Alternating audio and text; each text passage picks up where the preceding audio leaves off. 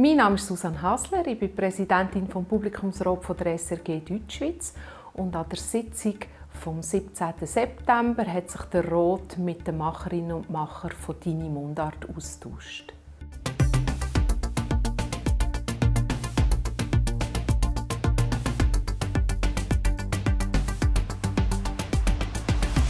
Ich habe gemerkt, dass Mundart im Radio einfach extrem gut läuft und habe gedacht, dass es sicher mehr Potenzial hat und dass wir unbedingt die Inhalte ausbauen müssen. Dann bin ich zu der Esther. Da haben wir uns überlegt, ja, was könnten wir machen. Wir wollten unbedingt ein anderes Publikum ansprechen, also nicht nur im Radio, sondern eben auf anderen Kanälen. Und darum sind wir auf das Webvideo gekommen mit einem jungen Host und auf den Podcast mit zwei, die miteinander diskutieren. Da merkt man wieder mal, wer du bist. Du bist nämlich ein Wissenschaftler. Sehr schön. Und du bist Liebhaberin, das wissen wir. Genau. Ich bin Heidi Ungerer, Leiterin von Radio SRF 1 und habe in dieser Funktion sehr viel mit Mundartthemen zu tun.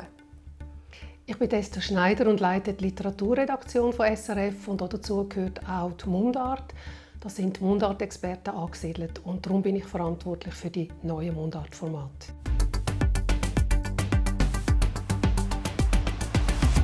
Gut gefallen hat den Ratsmitgliedern, dass man im Bereich Mundart experimentiert und mit einem Podcast und einem passenden Video neben einem linearen Angebot auch typische Webinhalte entwickelt hat.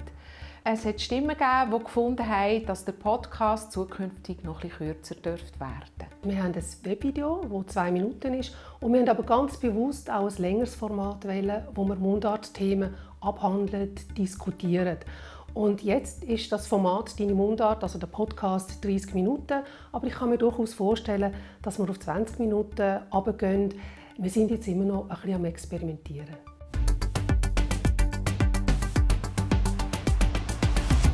Die Mehrheit der Ratsmitglieder findet die gewählte Form eines Streitgesprächs in dem Podcast kurzweilig, dynamisch und unterhaltsam. Es ist aber auch gesagt worden, dass die kontroverse Gesprächsanlage mit der Zeit anstrengend werden könnte und man hat sich gefragt, ob man das über längere Zeit so durchziehen kann. Das Streitgespräch ist etwas, wo man weiss, dass es die Leute interessiert, weil viele Emotionen drin sind und das kommt an. Also ist es sicher jetzt einmal zum Ausprobieren eine gute neue Form und wir sehen ja auch schon bereits, dass es beim Publikum eben wirklich gut ankommt. Ich denke aber, auf die Länge werden wir auch andere Versuche machen. Es hat ja auch jemand im Publikumsrat gesagt, man könnte vielleicht mehr auf Vertiefung, auf Ergänzung gehen, wie wir das bei anderen Formaten mit 2 Hosts auch machen. Und das ist sicher auch eine Variante.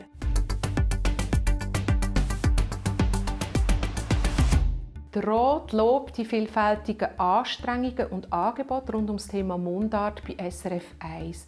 Es ist der Wunsch geäußert worden, dass Koordinationsbemühungen im Internet verstärkt und die vielfältigen Angebote besser und übersichtlicher gebündelt würden. Ja, es ist wirklich schwierig, in dem SRF-Universum einen Inhalt richtig zu bündeln, vor allem bei der Mundart, wo es ja so viele verschiedene Inhalte auf verschiedenen Plattformen gibt. Wir haben aber versucht, alles zusammenzufassen unter srf1.ch/Mundart und auf Facebook unter Hashtag Deine Mundart.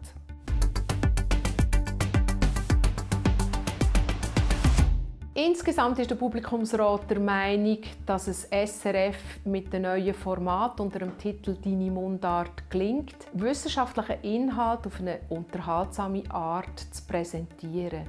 Man ist überzeugt, dass es auf diese Art gelingen kann, das emotionale Thema Mundart auch bei einer jüngeren Zielgruppe zu platzieren. Ich nehme sicher mit, dass der Publikumsrat Mundart sehr unterstützt und auch möchte, dass wir das Thema weiter vorantreiben und das werden wir auf alle Fälle machen, weil Mundart ist so lebendig und das ist ein Thema, das einfach alle beschäftigt. Darum bleiben wir auch dran und wir haben auch Freude an diesen Themen, weil es ist so, die Mundart verändert sich auch. Das heisst, es kommen neue Wörter dazu, alte gehen weg. Ich meine, wer sagt heute noch «Komm, bleib auf dem Boden», heute sagt man «Chill deine Basis». Und über genau solche Wörter wollen wir diskutieren, und zwar mit der Community. Die Pflege der Mundart als Kulturgut ist schon lange ein Markenzeichen von SRF 1. Es ist gut zu sehen, dass man jetzt mit neuen Formaten experimentiert und so versucht, auch anderes Publikum zu erreichen.